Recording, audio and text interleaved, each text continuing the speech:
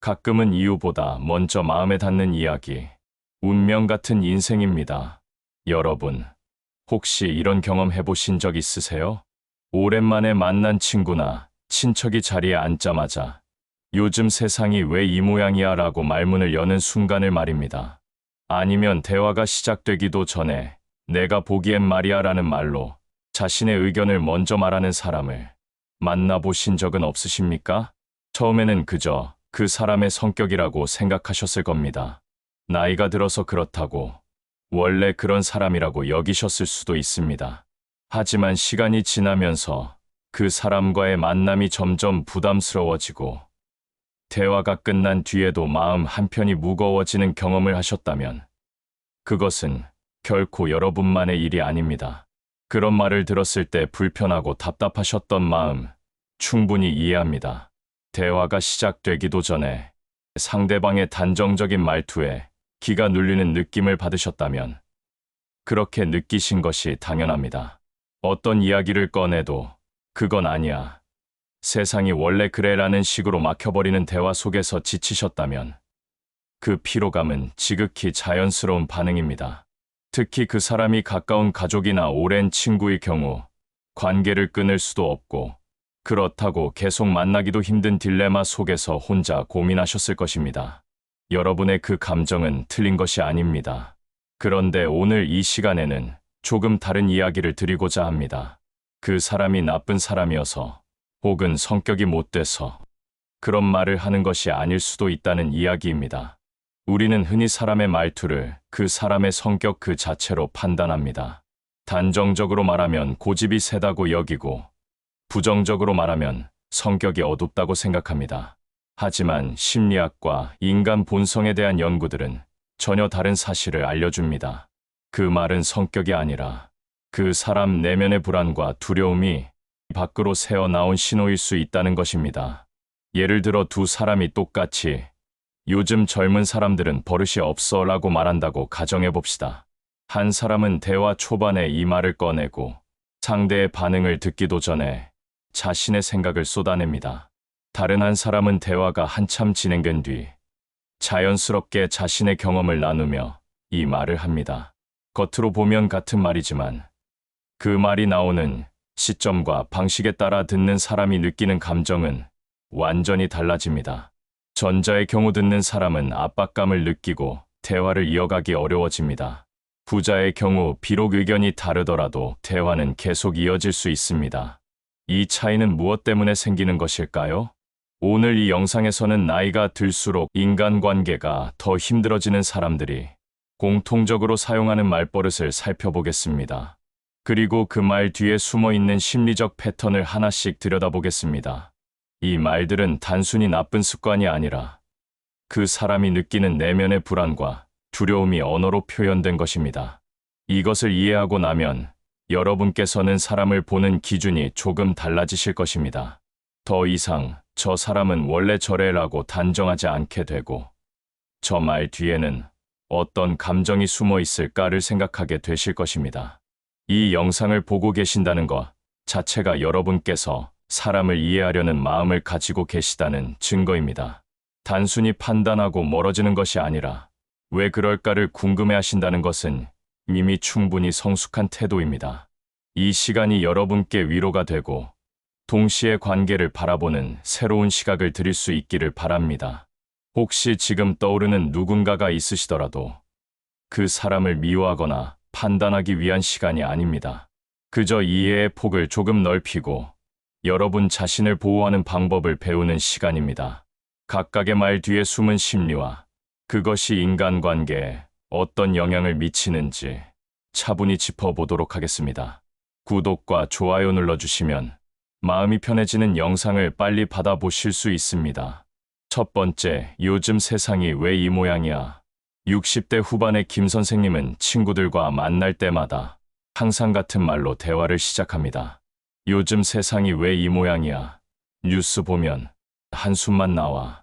친구들이 그래도 좋은 일도 있잖아 라고 말하면 김 선생님은 고개를 저으며 그건 모르는 소리야 라고 답합니다. 처음에는 친구들도 그러게 세상 참 각박해졌어 라며 맞장구를 쳤습니다.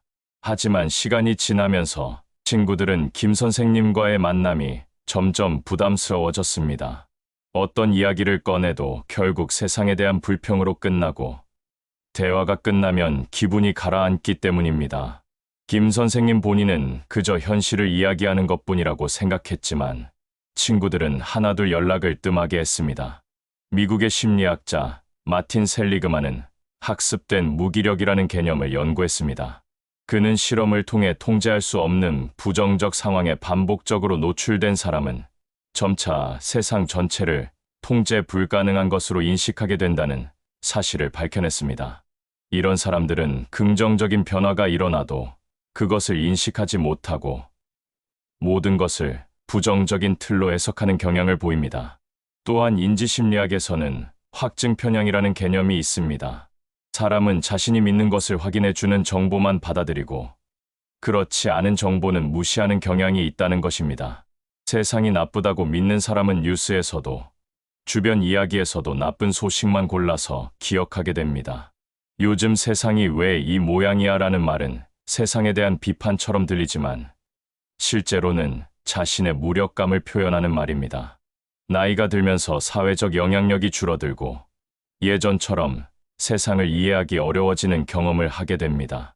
기술은 빠르게 변하고 젊은 세대의 문화는 낯설게 느껴지며 자신이 익숙했던 방식은 더 이상 통하지 않습니다.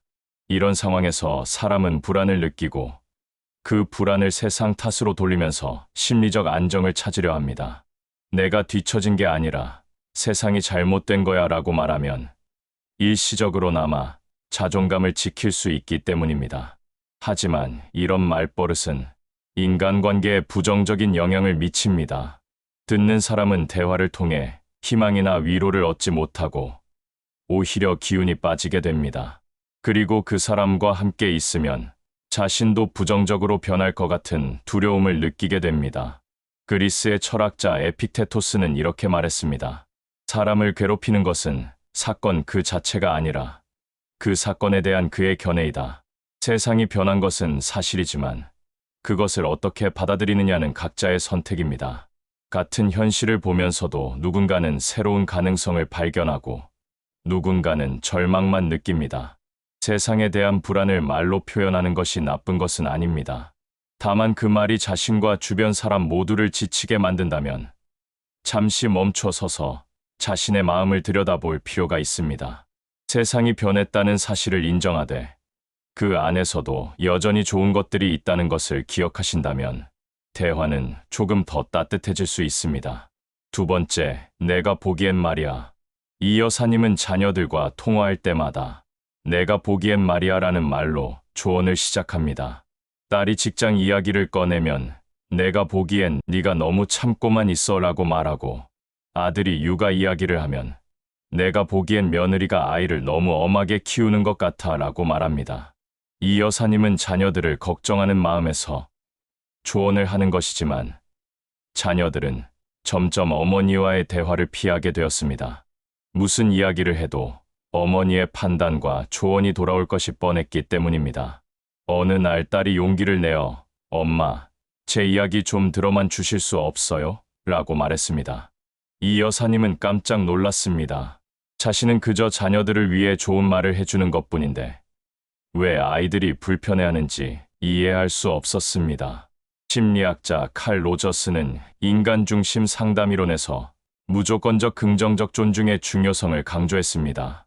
그는 사람이 진정으로 변화하고 성장하려면 판단받지 않는 환경이 필요하다고 말했습니다. 누군가 내 이야기를 듣고 즉시 판단하거나 조언을 한다면 나는 내 감정을 온전히 표현할 수 없게 됩니다. 또한 대화 연구에서는 조언의 역설이라는 현상이 있습니다. 대부분의 사람들은 조언을 구하는 것처럼 보이지만 실제로는 공감과 이해를 원합니다. 내가 보기엔 이라는 말로 시작하는 조언은 상대방의 이야기를 듣기도 전에 이미 결론을 내린 것처럼 들리기 때문에 대화를 막는 효과를 냅니다. 내가 보기엔 말이야라는 말 뒤에는 자신의 경험과 지혜를 인정받고 싶은 욕구가 숨어 있습니다.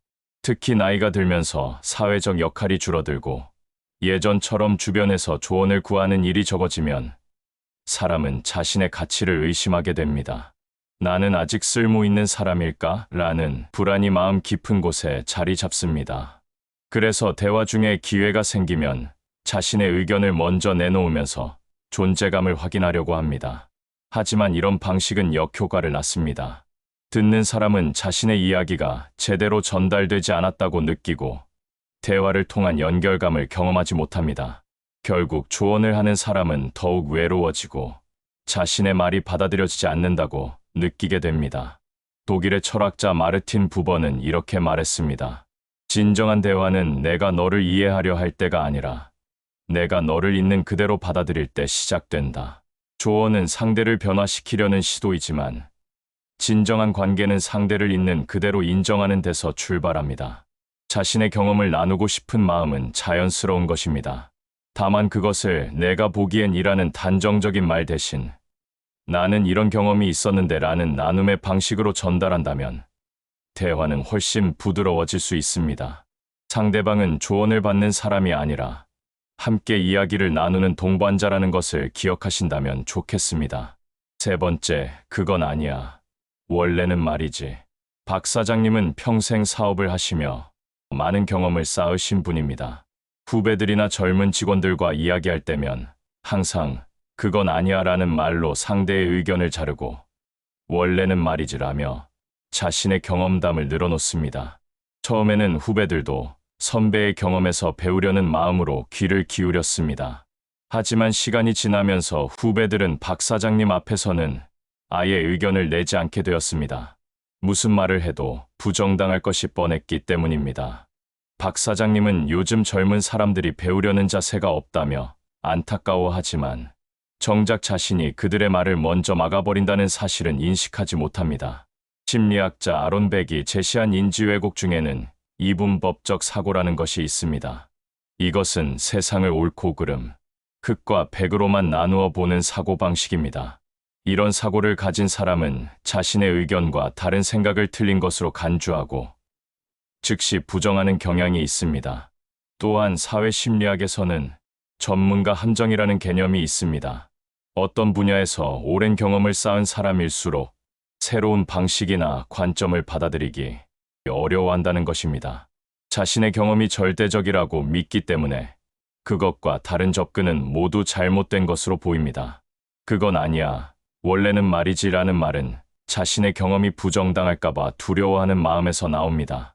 나이가 들면서 사람들은 자신이 쌓아온 지식과 경험이 점점 쓸모 없어지는 것처럼 느낍니다. 기술이 발전하고 시대가 변하면서 예전의 방식은 더 이상 통하지 않는 경우가 많습니다. 이런 상황에서 자신의 경험마저 부정당한다면 자신의 정체성 자체가 흔들리는 것처럼 느껴집니다. 그래서 새로운 의견이 나오면 즉시 그건 아니야 라고 말하면서 자신의 영역을 지키려고 합니다. 하지만 이런 방어적 태도는 오히려 자신을 고립시킵니다. 사람들은 대화가 통하지 않는다고 느끼고 점점 그 사람과의 교류를 피하게 됩니다. 결국 자신을 지키려던 행동이 자신을 더 외롭게 만드는 역설이 발생합니다. 그리스의 철학자 소크라테스는 이렇게 말했습니다. 나는 내가 아무것도 모른다는 것을 안다. 진정한 지혜는 자신의 무지를 인정하는 데서 시작됩니다. 자신이 모든 것을 안다고 믿는 순간 배움은 멈추고 성장은 끝납니다. 경험은 소중한 자산입니다. 하지만 그 경험을 다른 사람에게 강요하는 것과 나누는 것은 전혀 다릅니다. 그건 아니야. 대신 내 경험으로는 이랬는데 너는 어떻게 생각해?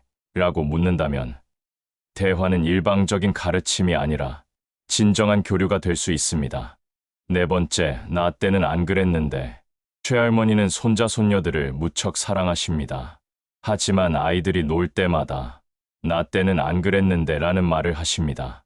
손자가 스마트폰으로 게임을 하면 나 때는 밖에서 뛰어놀았는데 손녀가 학원에 간다고 하면 나 때는 학교 끝나면 집에서 놀았는데 라고 말씀하십니다. 아이들은 처음에는 옛날에는 그랬구나 하고 듣지만 같은 말이 반복되면서 점점 할머니와 함께 있는 시간을 불편해하게 되었습니다. 며느리가 조심스럽게 어머님, 요즘은 시대가 달라져서요 라고 말하면 최할머니는 서운한 표정을 지으며 내가 뭘 잘못 말했다고 그래 라고 반응하십니다.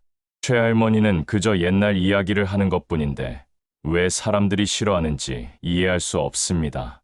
심리학자 프레드릭 바틀렛은 기억의 재구성 이론을 제시했습니다. 사람의 기억은 정확한 녹화가 아니라 끊임없이 재구성되는 것이며, 특히 과거의 기억은 현재의 감정 상태에 따라 왜곡된다는 것입니다. 우울하거나 불안한 사람은 과거를 더 아름답게 기억하는 경향이 있습니다. 현재가 불만족스러울수록 과거는 더 좋았던 시절로 미화됩니다. 또한 발달 심리학에서는 노스텔지어의 양면성을 연구합니다. 과거를 회상하는 것은 정체성을 유지하는 데 도움이 되지만, 지나치게 과거에 집착하면 현재를 부정하고 새로운 경험을 받아들이지 못하게 됩니다. 나 때는 안 그랬는데 라는 말은 현재에 대한 불만과 소외감을 표현하는 것입니다. 세상이 너무 빠르게 변하면서 자신이 살아온 방식과 가치관이 더 이상 존중받지 못한다고 느낍니다. 젊은 세대의 문화는 낯설고 기술은 어렵고 대화의 주제조차 이해하기 힘듭니다. 이런 상황에서 과거를 언급하는 것은 자신의 존재를 확인하는 방법입니다. 나도 한때는 가치 있는 삶을 살았다는 것을 말하고 싶은 것입니다. 하지만 이 말은 듣는 사람에게는 현재를 부정하는 것처럼 들립니다. 특히 젊은 세대는 이 말을 비교와 비판으로 받아들입니다. 너희는 잘못 살고 있다는 메시지로 들리기 때문에 방어적이 되거나 대화를 피하게 됩니다. 프랑스의 철학자 블레즈 파스칼은 이렇게 말했습니다. 우리는 결코 현재에 살지 않는다. 과거를 회상하거나 미래를 기다릴 뿐이다. 과거는 소중한 자산이지만 그것에 머물러 있으면 현재의 삶을 놓치게 됩니다. 과거를 이야기하는 것은 나쁜 일이 아닙니다. 다만 그것을 현재와 비교하는 것이 아니라 경험의 나눔으로 전달한다면 훨씬 좋은 반응을 얻을 수 있습니다. 나 때는 안 그랬는데 대신 나는 이렇게 살았는데 너희는 어떻게 지내고 있어? 라고 묻는다면 세대 간의 대화는 비교가 아니라 이해의 시간이 될 수 있습니다. 5번째, 다 내가 해봐서 아는데. 강 선생님은 30년간 교직에 계셨던 분입니다. 퇴직 후에도 주변 사람들에게 늘 조언을 아끼지 않으시는데 대부분의 조언은 다 내가 해봐서 아는데라는 말로 시작됩니다. 조카가 취업 고민을 이야기하면 다 내가 해봐서 아는데 공무원 시험을 봐야 해라고 말씀하시고, 이웃이 건강 이야기를 꺼내면 다 내가 해봐서 아는데 그 병원은 별로야라고 단정하십니다. 사람들은 처음에는 선생님의 경험을 존중했지만 시간이 지나면서 강 선생님께 고민을 이야기하는 것을 꺼리게 되었습니다. 무슨 이야기를 해도 다 내가 해봤다는 식으로 자신의 경험만 이야기하시기 때문입니다. 강 선생님은 사람들이 자신의 조언을 고마워하지 않는다며 섭섭해하십니다. 심리학자 데이비드 더닝과 저스틴 크루거는 더닝크루거 효과를 발견했습니다. 능력이 부족한 사람일수록 자신의 능력을 과대평가하는 경향이 있다는 것입니다. 역설적으로 어떤 분야에서 제한된 경험만 가진 사람이 자신이 모든 것을 안다고 착각하는 경우가 많습니다. 또한 인지심리학에서는 경험의 일반화 오류를 연구합니다. 자신의 특정 경험을 모든 상황에 적용할 수 있다고 믿는 것은 논리적 오류입니다. 세상은 끊임없이 변하고 같은 문제라도 시대와 맥락에 따라 다른 해결책이 필요합니다. 다 내가 해봐서 아는데라는 말 뒤에는 자신의 가치를 증명하고 싶은 욕구가 있습니다. 나이가 들면서 사회적으로 필요한 사람이라는 느낌을 받기 어려워집니다. 예전처럼 누군가 찾아와서 조언을 구하는 일도 드물고 자신의 의견이 중요하게 받아들여지지 않습니다. 이런 상황에서 내가 해봐서 안다고 말하는 것은 자신이 여전히 유용한 존재라는 것을 확인하는 방법입니다. 하지만 이 말은 상대방의 상황과 고민을 무시하는 것처럼 들립니다. 모든 사람의 문제가 똑같지 않고 같은 문제라도 시대가 다르면 해결 방법이 달라집니다. 내가 해봤다는 것이 너의 상황도 똑같다는 것을 의미하지 않습니다. 그리스의 철학자 헤라클레이토스는 이렇게 말했습니다. 같은 강물에 2번 발을 담글 수 없다. 세상은 끊임없이 변하고 같은 경험은 2번 일어나지 않습니다. 과거의 경험은 참고할 수 있지만 현재의 문제에 그대로 적용될 수는 없습니다.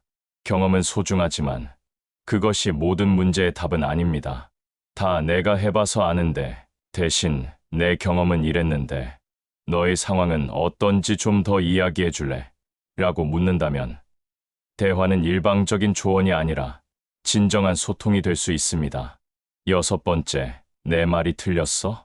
윤 사장님은 가족 모임에서 늘 자신의 의견을 강하게 주장하시는 분입니다. 자녀들이 다른 의견을 내면 내 말이 틀렸어 라고 반문하시며 대화를 막아버립니다. 며느리가 명절 음식 준비에 대해 다른 방식을 제안하면 내 말이 틀렸어. 우리 집은 원래 이렇게 해왔어 라고 하시고, 아들이 육아 방식에 대해 이야기하면 내 말이 틀렸어. 너희도 다 이렇게 키웠어 라고 하십니다. 가족들은 점점 윤 사장님 앞에서는 자신의 의견을 말하지 않게 되었습니다. 무슨 말을 해도 내 말이 틀렸냐는 반응이 돌아올 것이 뻔했기 때문입니다. 윤 사장님은 요즘 가족들이 자신을 멀리한다고 느끼시지만 그 이유가 자신의 말투에 있다는 것은 생각하지 못하십니다. 심리학자 레온 페스팅거는 인지 부조화 이론을 제시했습니다. 사람은 자신의 신념과 행동이 일치하지 않을 때 심리적 불편함을 느끼며 이를 해소하기 위해 자신의 신념을 정당화하려 한다는 것입니다. 특히 자존감이 낮거나 불안한 사람일수록 자신의 의견이 도전받을 때 강하게 방어하는 경향을 보입니다. 또한 심리학에서는 방어적 의사소통이라는 개념이 있습니다. 내 말이 틀렸어. 와 같은 반문은 대화를 차단하는 방어 기제입니다. 상대방의 의견을 듣고 반박하는 것이 아니라 아예 의견을 말할 수 없게 만드는 것입니다. 내 말이 틀렸어 라는 반문은 자신감의 표현이 아니라 불안의 표현입니다. 진정으로 자신의 의견에 확신이 있는 사람은 다른 의견을 들어도 흔들리지 않습니다. 오히려 여유 있게 들을 수 있고 좋은 점이 있으면 받아들일 수 있습니다. 하지만 내면에 불안이 있는 사람은 자신의 의견이 부정당하면 자신의 존재 자체가 부정당하는 것처럼 느낍니다. 그래서 내 말이 틀렸어 라고 반문하면서 상대방을 압박하고 더 이상 이야기하지 못하게 만듭니다. 이것은 대화를 이기는 것처럼 보이지만 실제로는 관계를 잃는 것입니다. 사람들은 자신의 의견을 존중받지 못한다고 느끼고 점점 그 사람과의 대화를 피하게 됩니다. 독일의 철학자 아르투어 쇼펜하워는 이렇게 말했습니다. 논쟁에서 이기는 가장 확실한 방법은 논쟁을 피하는 것이다. 대화의 목적이 이기는 것이 아니라 이해하는 것이라면 방어할 필요도 공격할 필요도 없습니다. 의견이 다를 수 있다는 것은 자연스러운 일입니다. 내 말이 틀렸어. 대신 내 생각은 어떤데? 라고 묻는다면 대화는 싸움이 아니라 서로를 이해하는 시간이 될 수 있습니다.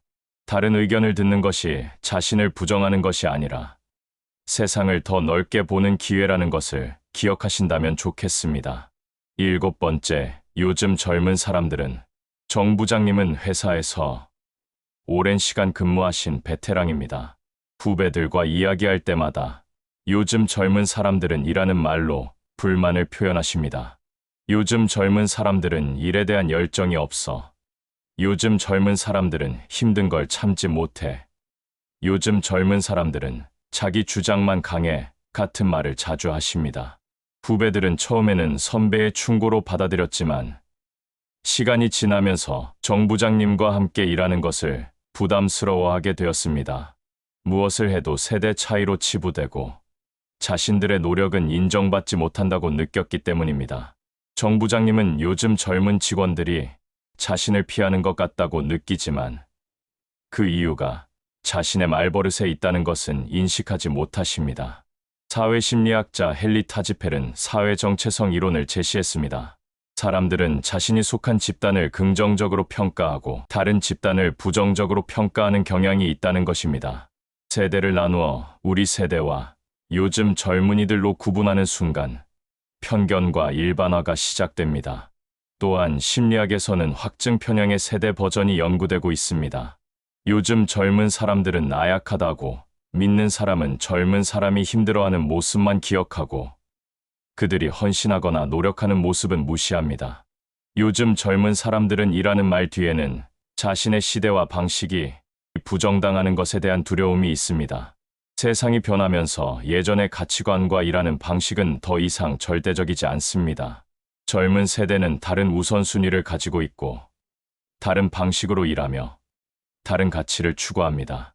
이것을 받아들이면 자신이 살아온 방식이 잘못되었다는 것을 인정하는 것처럼 느껴집니다. 그래서 젊은 세대를 비판하면서 자신의 방식을 정당화하려고 합니다. 하지만 이런 말은 세대 간의 단절을 만들고 진정한 소통을 막습니다. 젊은 세대는 자신들이 존중받지 못한다고 느끼고 기성세대는 점점 고립됩니다. 고대 그리스의 철학자 플라톤은 이렇게 말했습니다. 지혜로운 사람은 말할 때를 알고 어리석은 사람은 말해야 할 것을 안다. 세대를 일반화하여 비판하는 것은 지혜가 아니라 편견입니다. 세대가 다르면 생각도 다를 수 있습니다. 그것은 누가 옳고 그른 문제가 아니라 다른 환경에서 자란 결과입니다. 요즘 젊은 사람들은 대신 너희 세대는 어떤 생각을 하고 있어? 라고 묻는다면 세대 간의 대화는 비판이 아니라 배움의 기회가 될 수 있습니다. 8번째, 나는 그냥 솔직하게 말하는 거야. 한 이사님은 자신이 솔직한 사람이라는 것을 자랑스러워 하십니다. 나는 돌려 말하는 거 싫어해. 그냥 솔직하게 말하는 거야 라고 말씀하시며 상대방의 감정을 고려하지 않고 직설적으로 말씀하십니다. 조카에게 살 좀 빼야 하는 거 아니야? 라고 말하고 며느리에게 요리 솜씨가 좀 부족한 것 같네 라고 말씀하십니다. 상대방이 불편해하면 나는 그냥 솔직하게 말하는 거야. 내 생각해서 하는 말이야 라고 하십니다. 사람들은 한의사님과 함께 있으면 항상 긴장하게 되었습니다. 언제 또 상처받는 말을 들을지 모르기 때문입니다. 한의사님은 요즘 사람들이 너무 예민하다고 생각하시지만 솔직함과 무례함의 차이는 생각하지 않으십니다. 심리학자 마셜 로젠버그는 비폭력 대화를 제안했습니다. 진정한 솔직함은 상대방을 공격하는 것이 아니라 자신의 감정과 필요를 있는 그대로 표현하는 것입니다. 너는 살이 쪘다는 것은 솔직함이 아니라 판단이며 나는 내 건강이 걱정된다고 말하는 것이 진정한 솔직함입니다. 또한 사회심리학에서는 정당화 메커니즘을 연구합니다. 사람들은 자신의 공격적인 행동을 솔직함 또는 상대를 위한 것으로 포장하면서 죄책감을 피하려 합니다. 하지만 진정으로 상대를 생각한다면 그 말이 상대에게 어떻게 들릴지를 먼저 고려해야 합니다. 나는 그냥 솔직하게 말하는 거야 라는 말 뒤에는 타인의 감정을 고려하고 싶지 않다는 회피가 숨어 있습니다. 사람의 감정을 배려하면서 말하는 것은 생각과 노력이 필요합니다. 어떤 표현이 상대를 덜 상처 주면서도 의미를 전달할 수 있을지 고민해야 합니다. 하지만 이런 노력이 귀찮거나 자신의 감정을 우선하고 싶을 때 나는 원래 솔직한 사람이라는 이유를 대면서 책임을 회피합니다. 또한 나이가 들면서 사회적 제약이 줄어들면 자신의 말과 행동을 통제하려는 노력도 줄어듭니다. 나는 이제 나이도 먹었는데 왜 참아야 해라는 생각이 밑바탕에 깔려 있습니다.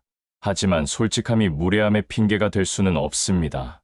진정한 솔직함은 상대를 존중하는 방식으로 진실을 전달하는 것입니다. 독일의 철학자 임마누엘 칸트는 이렇게 말했습니다. 다른 사람을 결코 수단으로만 대하지 말고 항상 목적으로 대하라. 솔직함이라는 이름으로 상대를 상처 주는 것은 그 사람을 자신의 감정 표출을 위한 수단으로 사용하는 것입니다. 솔직함은 중요한 덕목입니다. 하지만 진정한 솔직함은 상대를 존중하는 방식으로 표현되어야 합니다. 나는 그냥 솔직하게 말하는 거야 대신 이렇게 말하면 기분이 어떨지 모르겠지만이라는 배려를 더한다면 솔직함은 관계를 해치는 것이 아니라 더욱 깊게 만드는 도구가 될 수 있습니다. 오늘 우리는 나이 들수록 관계가 더 힘들어지는 사람들이 공통적으로 사용하는 8가지 말버릇을 살펴보았습니다. 이 말들은 겉으로 보면 성격의 문제처럼 보이지만 실제로는 그 사람 내면의 불안과 두려움이 언어로 표출된 것입니다. 세상이 변하면서 자신의 자리가 흔들리고 예전처럼 인정받지 못하며 쓸모 없어지는 것 같은 두려움이 이런 말버릇으로 나타나는 것입니다. 말은 그 사람의 성격 그 자체가 아니라 감정의 결과입니다. 사람을 판단하기 전에 그 말 뒤에 숨은 감정을 이해하려고 노력한다면 우리는 조금 더 자비로운 시선으로 세상을 바라볼 수 있습니다. 여러분, 모든 말에 상처받지 않으셔도 됩니다. 누군가 여러분에게 단정적으로 말하거나 부정적으로 말하거나 과거에 집착하는 말을 한다고 해서 그것이 여러분의 잘못이거나 여러분이 변해야 한다는 의미는 아닙니다. 그 사람의 말은 그 사람의 내면 상태를 반영하는 것일 뿐 여러분의 가치를 정의하는 것이 아닙니다. 혹시 이 영상을 보시면서 자신의 모습이 떠오르셨다면 그것 또한 괜찮습니다. 우리는 모두 불완전한 존재이고 때로는 불안과 두려움 때문에 원하지 않는 방식으로 말하기도 합니다. 중요한 것은 그것을 인식하고 조금씩 바꿔나가려는 마음입니다. 이제 여러분께서는 사람을 조금 다른 기준으로 보실 수 있을 것입니다. 저 사람은 원래 저래가 아니라 저 말 뒤에는 어떤 감정이 있을까를 생각하실 수 있습니다. 그리고 그 이해를 바탕으로 관계를 유지할지 거리를 둘지를 스스로 선택하실 수 있습니다. 이해한다는 것이 모든 것을 참아야 한다는 의미는 아닙니다. 다만 이해한 뒤에 내리는 결정은 훨씬 더 평화롭고 여러분 자신에게도 덜 고통스러울 것입니다.